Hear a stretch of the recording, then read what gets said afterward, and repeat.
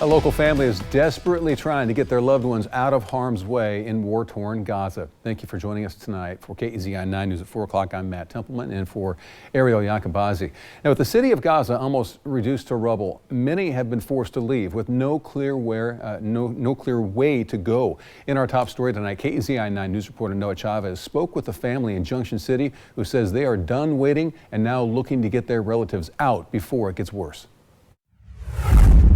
It's been months since the start of the Israel-Palestine conflict, and families are still trying to get out of the war-torn Gaza Strip, even in places as far away from the conflict, like here in Junction City. What's happening now there for me feels sad.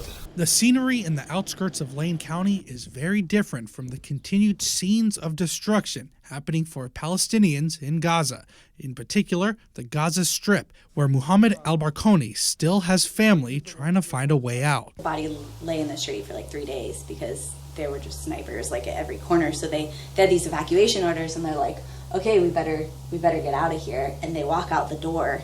Right away they start getting fired on, and the daughter gets shot.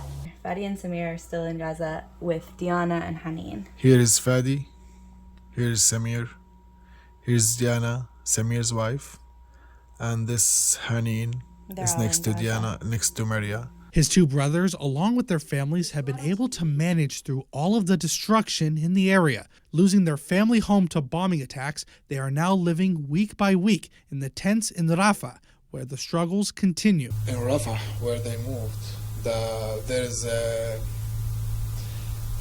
limited food in the stores, in the the groceries. They could buy some food, and the prices, if the food's like going high.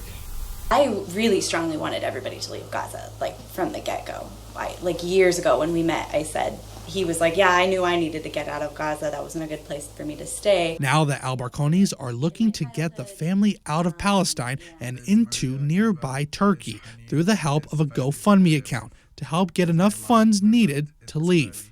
And most of the family said, we want to rebuild in Gaza. We can just wait this out. I think, like Mohammed said, they were all pretty used to war. And I think it took a while for everybody to say, we want to get out of here. This isn't safe. This doesn't feel good. I never imagined. I had two experiences on war in Gaza in 2008 and 2012 and 2014 actually. Been dangerous always, and all my life it was dangerous like anywhere. But getting out of the war-torn country is not as easy as just hopping on a plane. Coming up at 5, I'll explain the tricky and complicated process of getting out of Gaza. Reporting in Junction City, Noah Chavez, KEZI 9 News.